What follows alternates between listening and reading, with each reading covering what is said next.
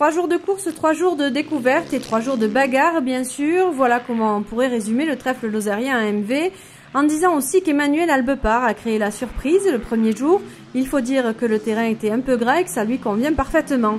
Un beau départ qui a en tout cas réveillé l'orgueil de Pierre-Alexandre René, bien décidé à conserver son titre, mais qui a trouvé du fil à retordre avec Christophe Nambotin. Sur le cumul des 2 premières journées, Albepart restait malgré tout en tête du classement. Mais c'est le dimanche et son parcours défoncé et caillouteux qui a le mieux réussi à Christophe Nambotin. Il a remporté 3 spéciales sur 5 et a rattrapé le temps sur ses concurrents, remportant ainsi le titre à 3 secondes de près. Et on trouvait bien entendu les top pilotes sur le parcours, mais aussi en spectateur cette année, une première pour David Frétini. C'est une première, voilà. C'est pas facile, je dirais, parce que c'est une course qui est vraiment très belle, que j'apprécie énormément, puisque malgré tout ici j'ai quand même gagné 6 fois d'affilée. Et puis c'est toujours aussi beau, ça donne toujours envie. Mais bon, je suis venu encourager les copains quand même cette fois-ci. Je ne pouvais pas rester chez moi dans mon canapé. Alors expliquez-nous un petit peu justement le pourquoi on ne vous voit pas en selle. Mais en fait, il y a beaucoup de changements de mon côté. Je vais repartir, on va dire, et je prépare le Dakar, tout simplement. Et en fait, je vais changer de marque, je vais retrouver ma famille, celle de Yamaha. Donc voilà, donc aujourd'hui on est en plein petit réglage. C'était un peu trop tôt, on va dire, pour que je puisse rouler sur le trèfle dans des bonnes conditions. Qu'est-ce que vous avez pensé de ce que vous avez vu là? Vous avez un pronostic du coup? Le pronostic, j'ai vu qu'il y avait des grosses différences de pilotage déjà, mais malgré tout, ça ne se ressent pas forcément au chrono. Mais je vois qu'il y a beaucoup de nouvelles générations de pilotes qui arrivent, qui apprécient l'épreuve. On voit bien aussi les différences de pilotage, les pilotages qui peuvent être le plus efficaces. Mais bon, on voit que chacun donne le maximum et c'est ça qui est essentiel sur cette course. C'est de pouvoir se donner à fond. Et sur le trèfle, il y a les top pilotes et les autres, comme Christian Califano, ancien rugbyman reconverti en animateur télé. Il était là pour se faire plaisir. Nous l'avions rencontré lors de sa première journée, mais qui était la 2e journée pour l'ensemble des concurrents. Écoutez, ça fait déjà plusieurs années que j'avais envie de faire le trèfle. Et c'est vrai qu'après le Dakar, c'est une des courses qu'il faut faire. Il y a bien d'autres, mais celle-là, elle est vraiment particulière parce qu'il y a 600 pilotes et puis je crois que l'endroit est magique. Hein, on le voit, on roule depuis ce matin, on ne s'ennuie pas, c'est exceptionnel. C'est vraiment une course à faire. Et ce qui est bien, c'est qu'on le voit, il y a les top pilotes et puis il y a les pilotes comme moi qui sont vraiment amateurs et qui prennent du plaisir, le temps de passer sur des endroits qui sont exceptionnels parce qu'il y a quand même de la difficulté, donc il y a tous les niveaux. Mais comme je dis, tout le monde y trouve son compte parce que c'est vraiment une super course. Ça fait combien de temps que vous faites de la moto? J'ai commencé il y a 3 ans. J'ai commencé par un Dakar, ça a été un peu laborieux parce que j'ai fait 5 jours de course. Et par la suite, j'ai fait 2 autres Dakar où je me suis bien éclaté et j'ai fini à chaque fois dernier malheureusement.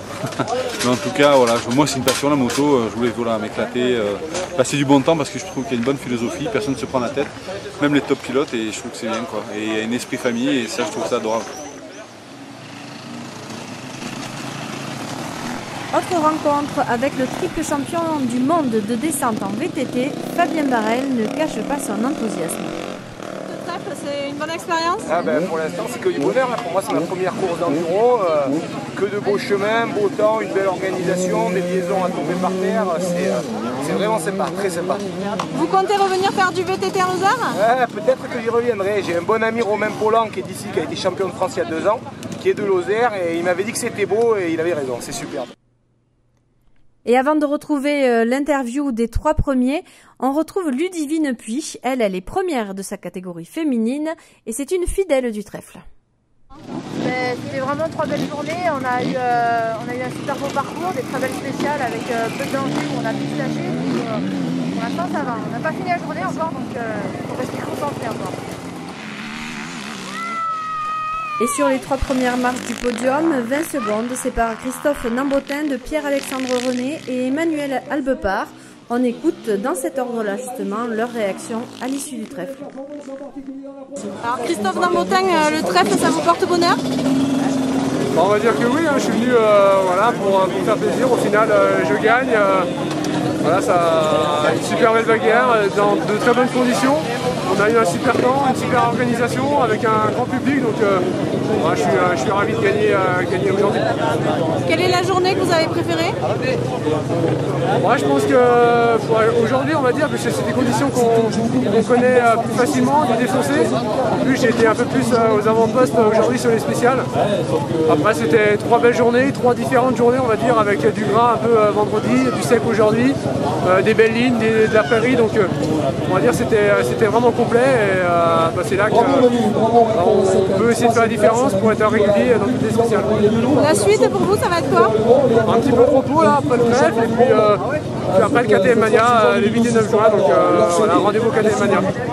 Donc Pierre-Alexandre René, vous êtes passé tout près de la conservation de votre titre? Ouais, 3 secondes sur 3 jours, donc c'est vraiment pas beaucoup. Maintenant le niveau cette année était très relevé. Et, bon, c'est la grosse bagarre avec Christophe Cambotin qui est en tête de sa catégorie mondiale comme moi. Donc voilà, on s'est battus tous les deux vraiment toute la journée et puis au final deuxième, content. Si c'était à refaire, il y a quelque chose que vous changeriez? Ouais, j'essaierai peut-être de plus reconnaître les 2 lignes, celle qu'on a eu vendredi matin et celle de dimanche matin où j'ai perdu vraiment là beaucoup de temps sur Christophe, 11 secondes au total et je finis qu'à 3 secondes donc bon, peut-être un petit peu de regret à ce niveau-là. Vous revenez l'année prochaine? Oui, s'il n'y a pas de championnat du monde ou de championnat de France en même temps, je serai là.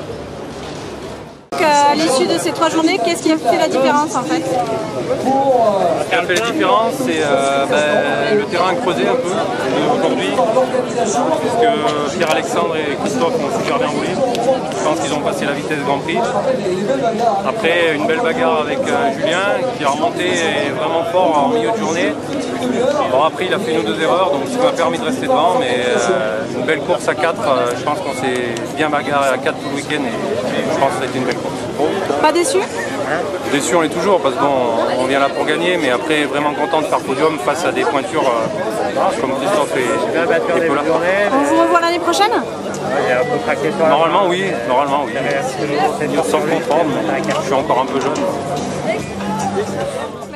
Et le plateau relevé avait attiré les médias cette année, comme ici, à l'issue de l'épreuve où un direct a eu lieu sur France 3. C'était en direct du Foirail, où nous avions rencontré le sénateur maire de Mende. Alors monsieur le maire, c'est la fin de cette édition du 26e trèfle. Pour vous, c'est une épreuve importante pour la ville de Mende? Oui, très importante comme le Marais de Mende. Et puis bon, les caractéristiques de notre tradition de sport mécanique. Les caractéristiques aussi du fait que la nature appartient à ceux qui l'aiment, aux Lozériens, et qu'il y a de la place pour la course à pied, pour les sports mécaniques, pour la cueillette, pour la pêche, pour la chasse. Voilà, c'est donc, et puis, du point de vue organisation, on atteint des sommets. Si j'en crois ce qui se dit ailleurs en France, quand on croise quelqu'un à Paris ou à Grenoble dans une réunion, ben, il connaît le trèfle et il connaît le Marais de Mende. Donc c'est un vecteur de communication très important pour la ville de Mende et pour toute la Lozère. Vous avez suivi certaines des épreuves? Je suis allé en voir hier à l'Estival, oui, j'ai suivi. Et chaque année, je vais voir une épreuve. Et puis, je passe un peu à la Vavre aussi, voilà. Ça vous donne envie de faire de la moto? J'en ai acheté il y a une quinzaine d'années, j'ai failli me casser l'épaule, donc je l'ai donné finalement. Je ne l'ai pas vendu, je l'ai donné à un copain. C'était toute neuve pourtant. Mais quand j'étais plus jeune, je faisais du motocross un peu et tout ça. Et ça m'a duré 7 ou 8 ans, quoi. Mais là, le surpoids a pris le pas sur la moto.